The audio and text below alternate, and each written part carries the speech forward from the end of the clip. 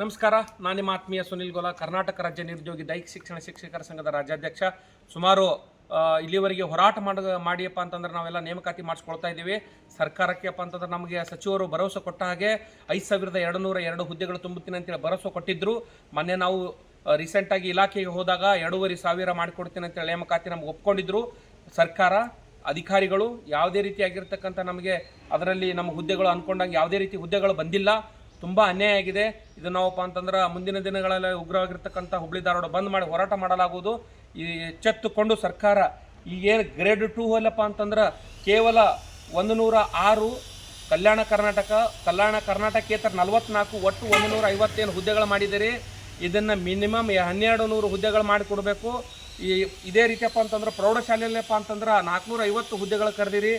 450 ಹುದ್ದೆಗಳು ಯಾವ ಇದಕ್ಕೋಸ್ಕರ ಕರೆದಿರಿ ಗೊತ್ತಾಗ್ತಾ ಇಲ್ಲ.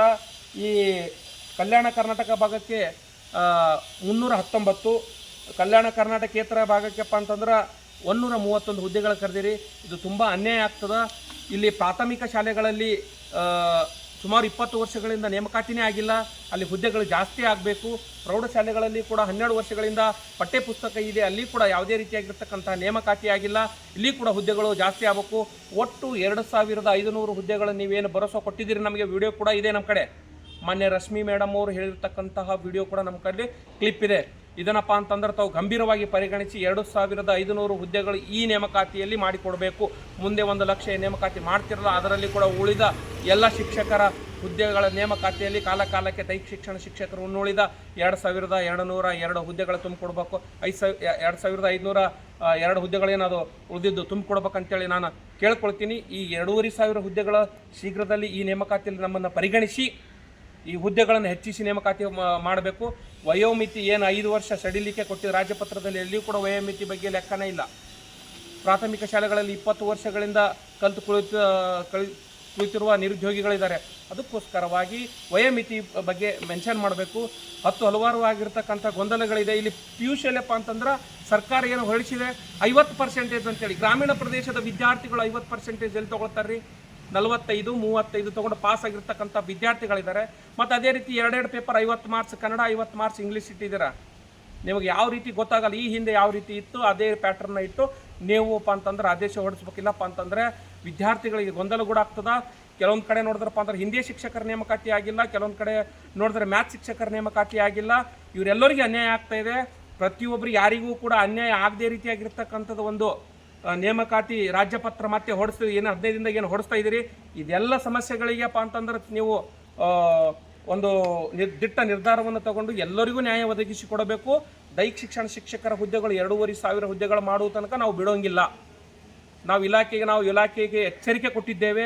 ಮಾನ್ಯ ಸಚಿವರಿಗೂ ಕೂಡ ತಿಳಿಸಿದ್ದೇವೆ. ಮಾನ್ಯ ಸಚಿವರು ಕೂಡ ಸುಮಾರು ಬಾರಿ 1000 ಸಾರಿ ಪೇಪರ್ ಸ್ಟೇಟ್ಮೆಂಟ್ಲಿ ಹೇಳಿದ್ದಾರೆ 5200 ಹುದ್ದೆಗಳು ಭರ್ತಿ ಮಾಡಿಕೊಡ್ತೇನೆ ಅಂತೇಳಿ. ಇಲ್ಲಿವರೆಗೆ ಯಾವುದೇ ರೀತಿಯಾಗಿರ್ತಕ್ಕಂಥ ಹುದ್ದೆಗಳಿಲ್ಲ. ಬರೀ 450, 150.